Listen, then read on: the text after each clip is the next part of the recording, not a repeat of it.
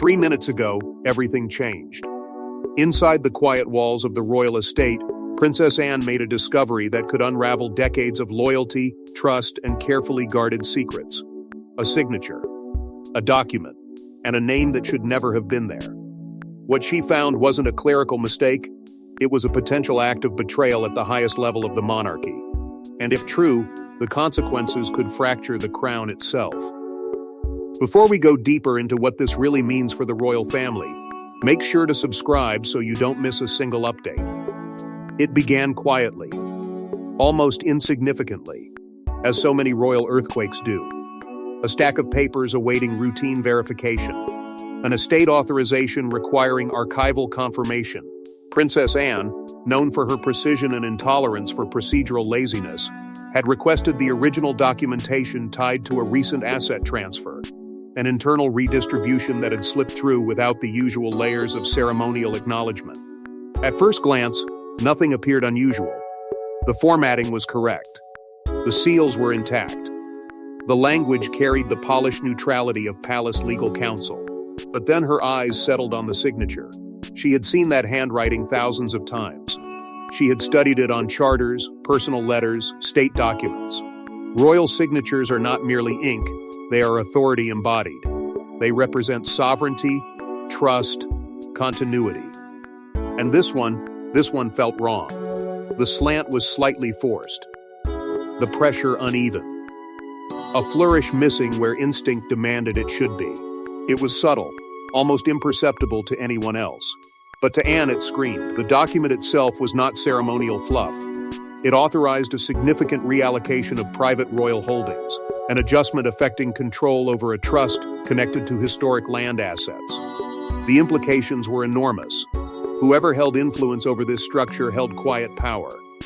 Influence over revenue, over legacy, over leverage in moments of internal dispute, and stamped beneath it was Camilla's authorization. Shock did not erupt outward, it folded inward. Anne's composure never cracked, but something colder replaced it. Because this was not a random misprint. The timing aligned too precisely with recent internal shifts. Conversations about future roles, subtle repositioning within palace hierarchy, whispered tensions that had never fully surfaced. The signature had been logged during a window when Camilla was publicly accounted for elsewhere. Engagements documented, movements recorded. The alignment did not make sense. For a moment, Anne wrestled with denial. Perhaps it was an aide's error, perhaps an outdated digital overlay. But royal procedure is layered specifically to prevent such ambiguity. Multiple reviews, legal oversight, secure confirmation. For this to pass through, someone either bypassed safeguards or orchestrated them. And that was when the emotional weight truly settled. If the authorization was forged, it was not just a bureaucratic violation. It was a breach of familial trust, a manipulation of royal authority, an attempt to alter internal power structures without consent. Anne had dedicated her entire life to preserving institutional stability, duty above comfort, crown above ego. To discover potential deception within those closest to that crown was not just infuriating, it was destabilizing. Her mind began moving faster than her heartbeat. Who processed this? Who verified it? Who stood to gain? The palace corridors suddenly felt narrower, the silence heavier. Every quiet exchange in recent weeks replayed in her memory with new suspicion. Every reassurance felt hollow. And beneath the surface of royal composure, resolve hardened. This was no longer about ink on parchment. It was about control, about integrity, about whether the monarchy's internal foundation had been quietly compromised. Anne understood something in that moment with chilling clarity. If this signature was false, then someone had attempted to rewrite authority itself. But what made this discovery so devastating wasn't just the signature itself, it was what that document controlled. This wasn't a ceremonial letter or a forgotten memo. The document Princess Anne examined carried real power, authority over royal assets, privileges, and decisions that shaped the monarchy's future. And the forged signature, if proven, wasn't just symbolic deception. It could alter succession influence, financial distributions, and royal leverage. The question now wasn't whether it was forged. The question was, who benefited? The deeper Anne allowed herself to absorb the implications, the heavier the air seemed to become. This authorization was tied to a private royal trust structure decades ago to protect generational wealth, land holdings, investment portfolios, discretionary funds quietly sustaining the institution behind closed doors. Control over it did not merely mean financial access. It meant influence. It meant leverage during negotiations. It meant quiet power in moments when alliances shifted and loyalties were tested. If enacted without challenge, the document would subtly reposition oversight authority, granting expanded advisory control to Camilla's circle. Not a public reshuffling. Not a dramatic announcement. Just a recalibration hidden inside legal language, dense enough to escape casual scrutiny. But Anne understood the mechanics of power. She knew that in monarchy politics, the most dangerous moves are rarely loud. They are quiet adjustments that redirect the current of influence over time. The execution of this authorization would ripple through hierarchy. Trustees would answer to different oversight channels. Future disbursements could be guided by altered priorities. Even decisions concerning maintenance of key estates might shift. And within that recalibration lay the unspoken truth: proximity to the throne does not guarantee security. Influence must be secured, reinforced, sometimes even manufactured. Camilla's alleged involvement was not controversial simply because of rivalry. It was controversial because it suggested consolidation. Over years, her position had strengthened: public rehabilitation, expanded visibility, increasing acceptance within royal ranks. Yet behind that steady ascent, tensions had simmered. Questions about future legacy, about historical loyalty, about who truly shaped the monarchy's next chapter. This document, if authentic, would have quietly tilted internal gravity. The timing sharpened suspicion further. The signature was logged days before a critical internal review of estate allocations, days before conversations about restructuring ceremonial responsibilities, days before whispers about generational transition intensified. Too precise to ignore, too aligned to dismiss as coincidence. It was as though the authorization had been inserted at exactly the moment it would secure maximum strategic advantage with minimal resistance. And there were other details, small, almost invisible fractures in procedure. The approval sequence moved faster than normal. Legal review timestamps appeared compressed. A senior aide who typically verified such transfers was absent from final confirmation. None of it screamed scandal individually. Together it formed a pattern suggesting urgency or pressure. Anne could feel the political undercurrents tightening. If this maneuver stood unchallenged, it would quietly redefine internal influence without public accountability. If she exposed it prematurely, she risked igniting a family crisis that could fracture already delicate relationships. Every path forward carried consequence. Every silence carried cost. What unsettled her most was not just the potential deception, but the realization that someone believed they could execute it without being questioned. That assumption spoke volumes. It suggested confidence, or arrogance, or perhaps the belief that loyalty would prevent scrutiny. The monarchy survives on ritual, continuity, and the illusion of unbreakable unity. But documents like this reveal the machinery beneath the ceremony. They reveal ambition, calculation, survival instincts. And as Anne continued tracing its origin, her earlier suspicion hardened into something colder, more focused. Because if this document had been engineered to reshape power quietly, then it was not an accident, it was a strategy.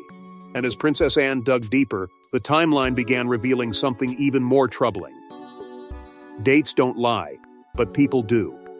As Anne cross-checked records, calendars, and royal engagements, the truth began slipping through the cracks. The signature's timestamp contradicted known movements. Meetings that never happened. Conversations that couldn't have occurred. Suddenly, what seemed like suspicion was becoming structured evidence. The first inconsistency was almost invisible. The authorization had been logged late in the afternoon, on a day when Camilla's schedule was publicly documented down to the minute. A formal engagement. A recorded appearance. Multiple witnesses. Yet the document indicated a private consultation at the estate during that same window. No margin for travel. No unexplained absence. Just a signature placed in a moment that physically did not exist. Anne did not react emotionally. Not outwardly. She requested staff logs, security entry confirmations, internal communication trails. The monarchy runs on meticulous recording, every movement is tracked, every approval documented. And yet, as she peeled back layer after layer, clarity did not emerge. Instead, confusion deepened. A senior legal aide insisted the review had been verbally confirmed. Another believed final authorization had already been secured earlier in the week. A third quietly admitted he assumed the document had passed through standard channels before reaching him. Assumptions. Deflections. Gaps. The kind that form only when process is either hurried or deliberately altered. There were no formal meeting notes corresponding to the alleged signing. No advisory minutes. No internal memorandum outlining discussion points. It was as though the document had slipped through an invisible corridor, bypassing the ceremonial checkpoints that normally surround any adjustment involving royal trusts. Procedure is sacred within palace governance. To bypass it is not negligence, it is audacity. And then came the witness contradictions. One staff member recalled Camilla expressing uncertainty about the trust's restructuring days after the time-stamped signature. Another remembered Anne herself raising questions before any authorization was supposedly finalized. If Camilla had already signed, why the confusion? Why the hesitation? Why the silence? Each inconsistency tightened the knot in Anne's chest. This was no clerical accident. The compression of review time, the absence of documentation, the reliance on verbal assurances rather than written confirmation. These were not random administrative oversights. They formed a pattern, subtle but undeniable. The realization did not come as a dramatic revelation. It crept in quietly, like frost spreading across glass. This may have been deliberate. That thought carried weight heavier than any accusation, because deliberate meant intention. Intention meant motive, and motive suggested something far more destabilizing than a forged signature. It suggested a calculated attempt to reshape internal power without detection. Anne found herself standing alone in her awareness. She could not voice suspicion lightly.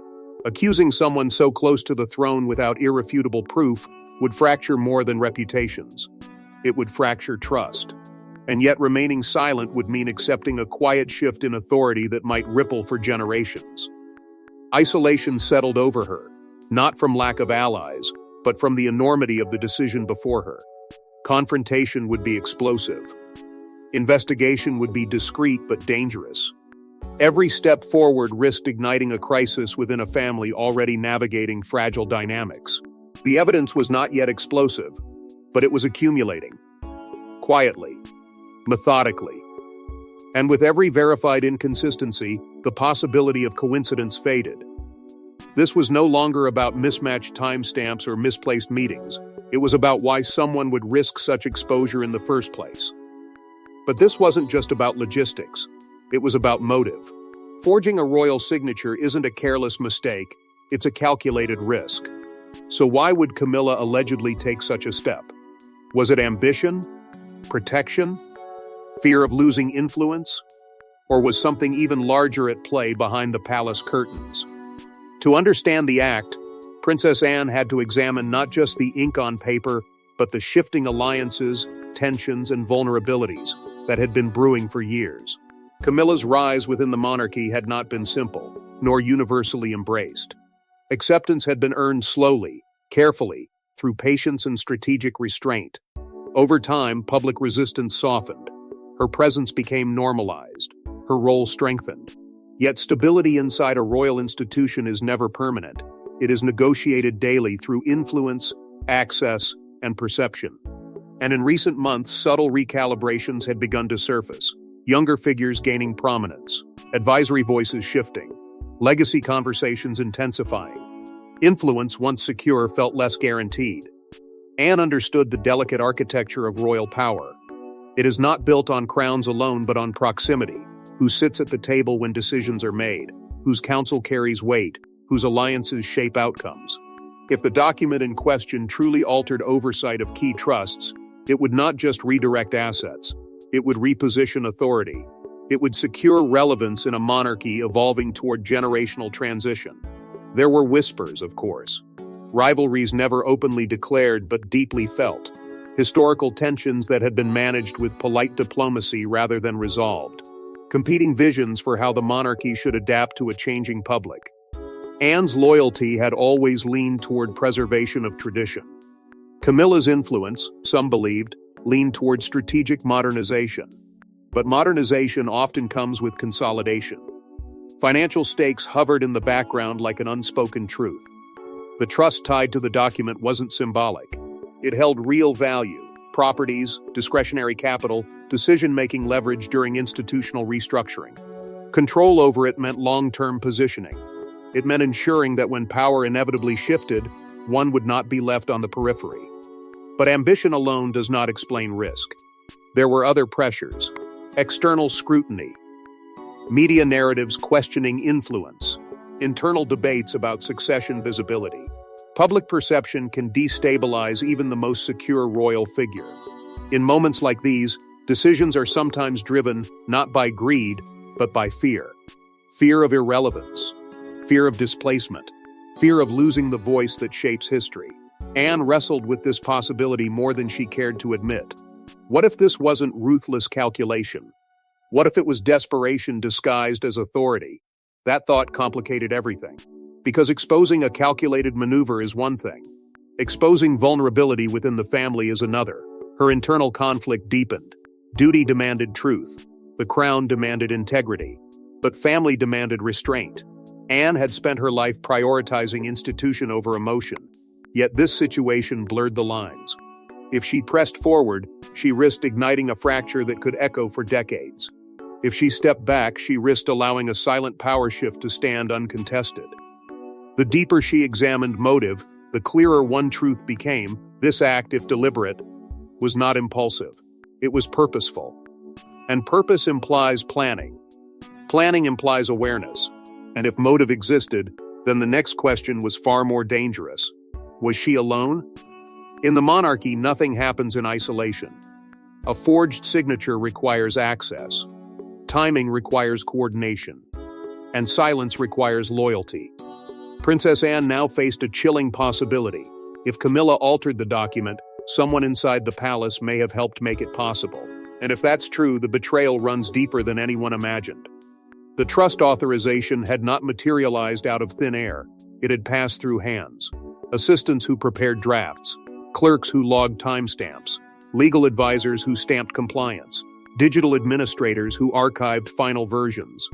Each layer represented not just bureaucracy, but protection. For the document to bypass scrutiny, either the safeguards failed or they were intentionally stepped around. Anne began tracing the circle quietly. She did not summon rooms full of advisors. She did not raise her voice. Instead, she asked simple questions. Who prepared the initial draft? Who verified the wording? Who uploaded the final copy to the internal registry? The answers came politely, but beneath the politeness lay uncertainty. One aide claimed the paperwork arrived pre-approved. Another assumed the authorization had already been cleared through private consultation. No one could identify the exact moment final confirmation occurred. That gap was the crack. Digital tracking logs, usually precise, showed irregularities. A login timestamp slightly outside routine access hours. A review mark applied without the usual annotation code. Small deviations. Easy to dismiss individually. Together, they suggested interference.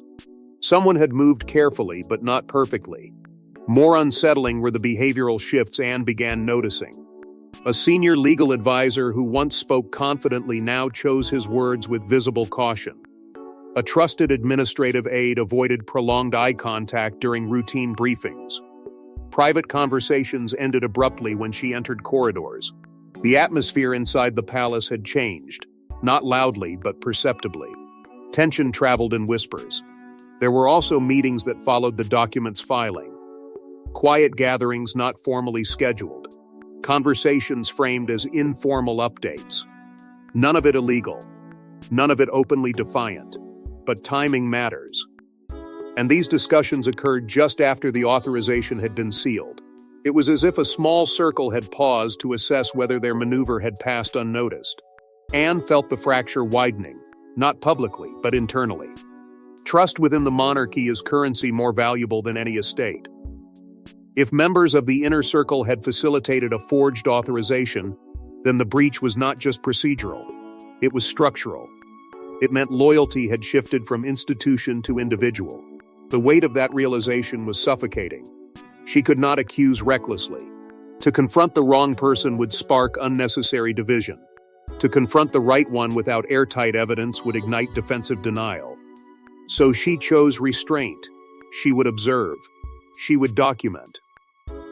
She would wait. Her decision to probe quietly was strategic. Public confrontation would drive collaborators deeper into silence. Private observation, however, often reveals truth through impatience. People who believe they are unseen grow careless. And Anne intended to let carelessness surface. But as days passed, one truth became impossible to ignore. Secrecy demands coordination. Coordination demands shared knowledge, and shared knowledge means this act, if deliberate, did not occur in solitude. The monarchy has survived scandals, abdications, public outrage. It has endured because internal fractures were managed before they became visible. But this time, the crack felt personal, closer, sharper. And the longer silence lingered, the clearer it became that concealment has a shelf life. But secrecy can only last so long in a family built on legacy. At some point, suspicion demands confrontation. And when Princess Anne finally faced Camilla, it wasn't a public spectacle, it was a private reckoning. No press. No courtiers. Just two powerful women bound by duty and divided by doubt. What was said in that room may never be fully known. But what emerged afterward shifted the atmosphere inside the palace forever. Anne did not enter the conversation with accusations. She entered with documents, with timestamps, with quiet, controlled certainty. Her voice, by all accounts, remained steady. That was what made it more powerful. She did not shout.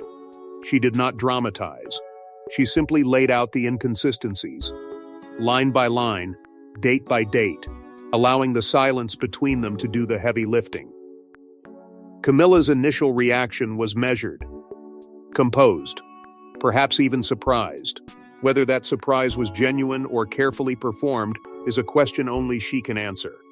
She reportedly dismissed the concerns at first as procedural confusion, suggesting staff mishandling or clerical oversight. It was a plausible defense. After all, royal documentation passes through many hands. Mistakes can happen. But Anne did not allow the conversation to drift into vagueness. She pressed gently, then firmly. How could the signature appear at a time when no meeting occurred? Why were standard verification channels bypassed? Why did advisors recall uncertainty after authorization had supposedly been finalized? Each question tightened the air. Each answer, if given, seemed to circle rather than land.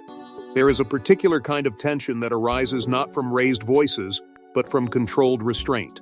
That tension reportedly filled the room. Camilla maintained composure, yet the absence of clear explanation became its own statement. Not an admission, not a confession, but not clarity either. And in royal politics, ambiguity can be more destabilizing than guilt. The discussion slowly shifted from personal defense to institutional gravity. Anne made it unmistakably clear. This was not about rivalry or ego. It was about the integrity of the crown. A forged authorization, if left unaddressed, could undermine confidence within the inner circle. It could weaken trust among advisors. It could ripple outward if ever exposed publicly. This was not a private misunderstanding. It was a structural risk. For a moment, the weight of that reality seemed to settle between them. Two women who had both endured scrutiny, both navigated public judgment, both understood how fragile reputation can be. And yet, understanding did not resolve the question.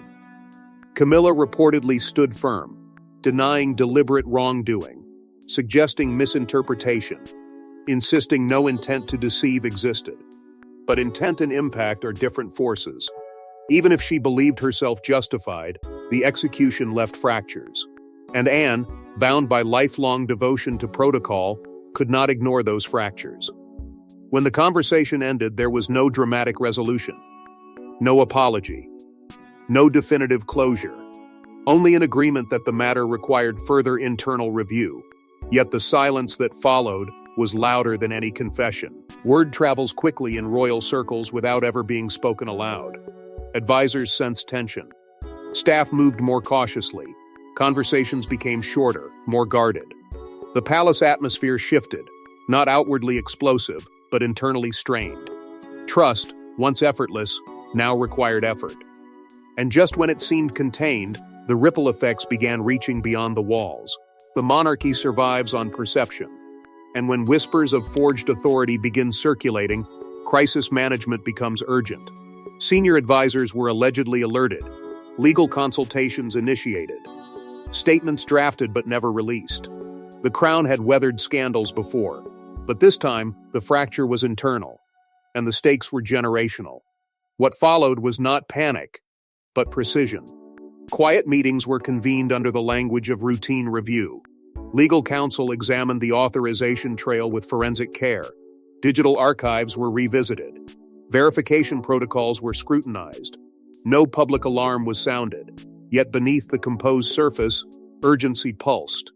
Because if a royal signature had been manipulated, even internally, the consequences extended far beyond embarrassment. They threatened the integrity of governance itself. Forged documentation within a monarchy is not merely procedural misconduct. It invites legal vulnerability. It calls into question every subsequent decision tied to that authorization. If the trust restructuring were later invalidated, financial implications could unravel. Agreements might require reversal. Precedents could fracture. And in an institution built on continuity, uncertainty is destabilizing. Advisors reportedly debated strategy behind closed doors. One faction argued for containment. Handle it quietly, correct the irregularities, avoid public exposure. Another warned that concealment carries risk. If the matter surfaced externally, the damage would double. Transparency can restore trust, but premature disclosure can ignite scandal. The balance was razor thin. Public perception loomed like an approaching storm. The monarchy's strength rests not only in heritage, but in confidence. Confidence that procedures are respected, that authority is legitimate, that those closest to the throne operate within ethical bounds. Even a whisper of forged power could erode that foundation. And once public trust cracks, it is painfully difficult to restore. Within the royal hierarchy, tension intensified. Conversations between senior figures grew more guarded. Influence recalibrated subtly as advisors aligned themselves carefully. Loyalty became both shield and currency. No one wanted to be caught on the wrong side of an internal reckoning. There was also the looming fear of media discovery. Palace corridors are not immune to leaks. Staff shifts in tone can attract attention. A single misplaced comment can ignite headlines. Drafted statements were prepared, contingency responses shaped, yet none were released.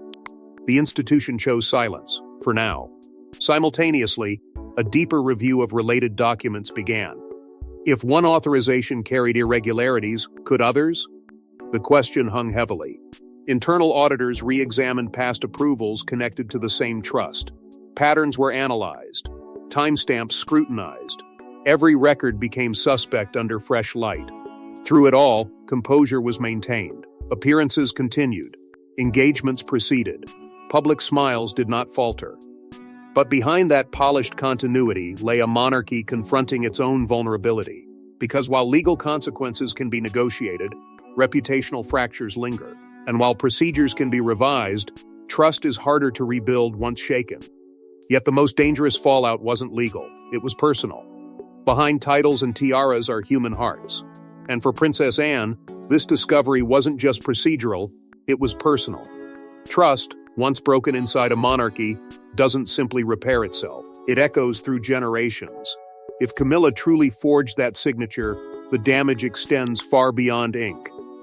It becomes a question of integrity at the throne's core. Anne's life has been defined by duty, not glamour, not applause. Duty. She has stood as the monarchy's quiet constant, steady, disciplined, unwavering in her commitment to protocol and principle. For her, a royal signature is sacred. It represents continuity from one sovereign to the next. It is the bridge between past and future. To see that symbol potentially manipulated was not just alarming, it was wounding. Because this was family. Exposing wrongdoing within an institution is difficult. Exposing it within your own bloodline is devastating. Anne understood the ripple effect her persistence had already created. Conversations had grown cautious. Eyes had grown watchful. The warmth of familiarity had cooled into careful politeness. And beneath it all lingered a silent question. Would she protect the institution at the cost of personal peace? Loyalty inside a monarchy is layered. There is loyalty to the crown, loyalty to the sovereign, loyalty to history, and then there is loyalty to each other. When those loyalties collide, something always breaks. Anne felt that collision deeply. If she pressed forward and the forgery were confirmed, Camilla's legacy would be permanently scarred.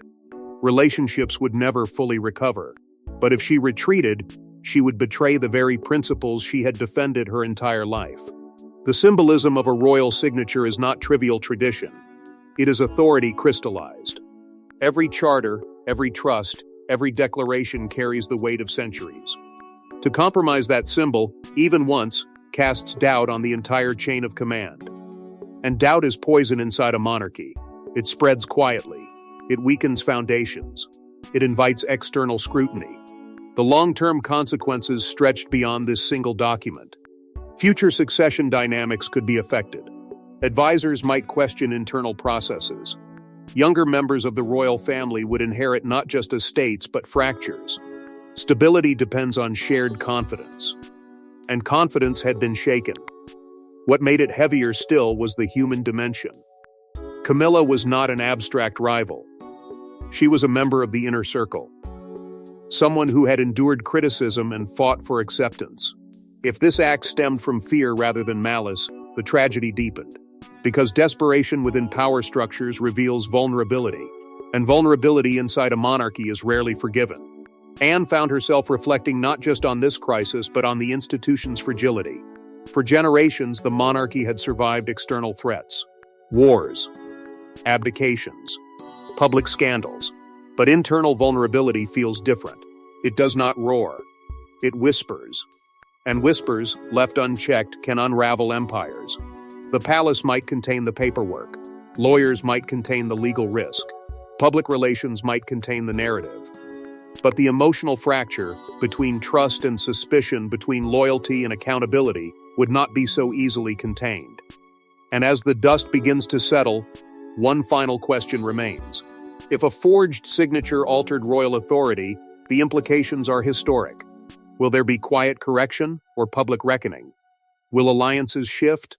Will trust be restored or permanently fractured?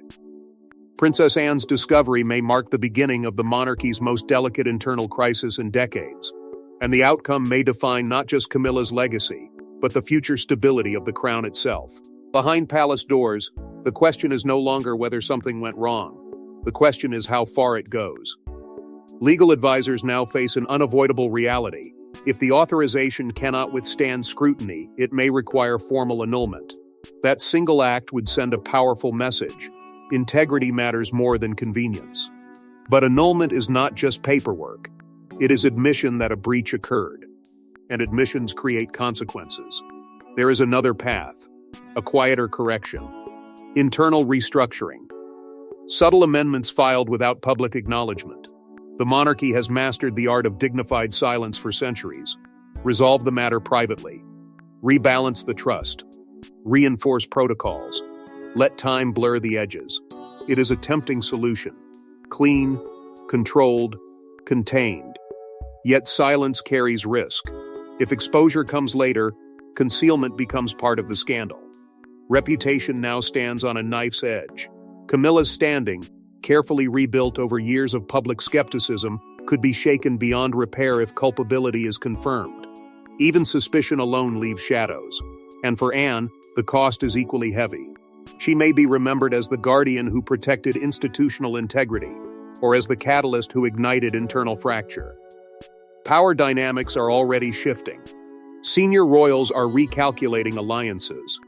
Influence that once flowed confidently now moves with caution. Advisors watch closely. Words are chosen more carefully.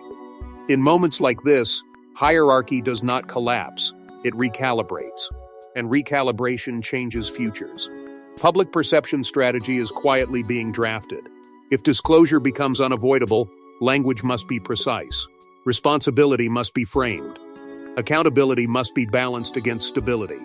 The monarchy has survived abdications and betrayals before. It has endured scandal because it adapted. But adaptation requires clarity, and clarity demands courage. History offers precedent. Internal disputes have shaped the monarchy's trajectory before. Brothers divided, successions contested, authority challenged.